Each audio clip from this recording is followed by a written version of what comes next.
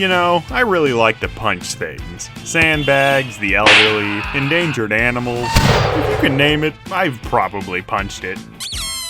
But after some talk with my therapist, we've decided that it would be much healthier to take out my aggression on video games instead of all of his other clients. And that's where Punch-Out comes in. It's a pretty niche series as it is, but even within that niche, Super Punch-Out seems obscure and forgotten. But before we get into that, some of you might be thinking, wow, a sports game? Why don't you go back to watching Scooby-Doo meets the Harlem Globetrotters on VHS, you filthy Chad?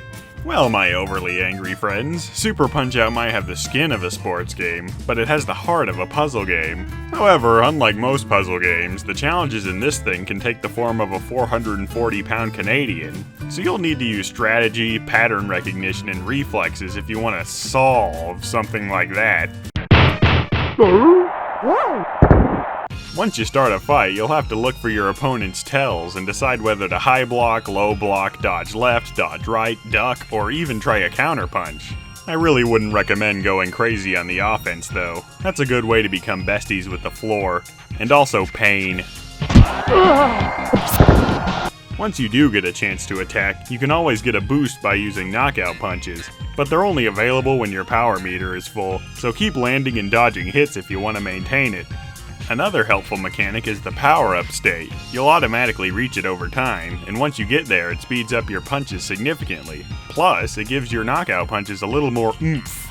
Use these mechanics to your advantage and your opponent will be floored in no time. Spasm the buttons on your controller while they're down and you'll regain hell. Knock them down 3 times and you win. So now that you've got a grip on the mechanics, you can go out and claim your victory!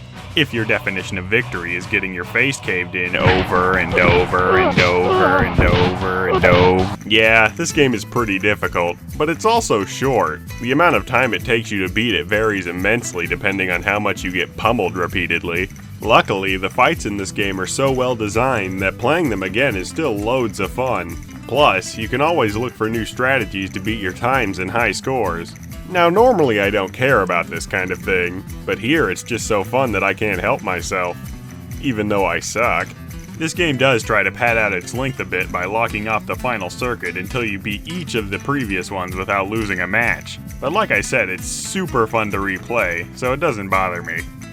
So if this game is so good, why is it forgotten compared to the other 2 entries in the series? Well, some people say that the characters aren't as memorable, and to an extent I agree. Pretty much every character in the original Punch-Out is legendary at this point. I mean, who doesn't know who characters like Glass Joe and King Hippo are? A very large chunk of the world's population, I'd bet, but that's besides the point. Comparatively speaking, some of the characters in Super Punch-Out just flat out suck. Like Gabby J here is pretty much exactly Glass Joe, but old and depressing. Let me win! I've lost so many times I forgot how winning feels. Okay, maybe I won't win this round. I lied.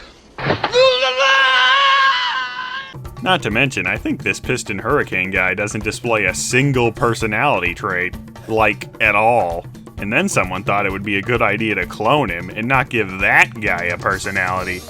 As a matter of fact, Aaron Ryan is so amazingly boring that I think the only reason he was in the series reboot was because the folks at Next Level Games wanted to see if they could make the worst character ever interesting. Did they succeed? I think the results speak for themselves.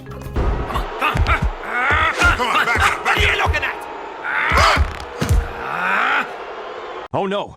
But regardless, this game does have great original characters, like Bob Charlie, Masked Muscle, Heike Kangaroo. Hey, Kangaroo! Yeah, that.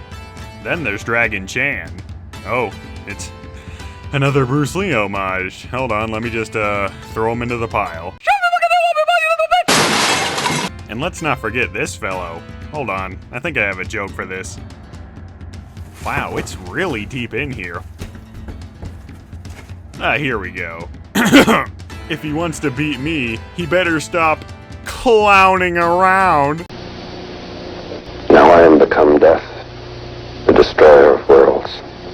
You know, I think I got a little sidetracked there. Why is this game so ignored compared to the other games in the series?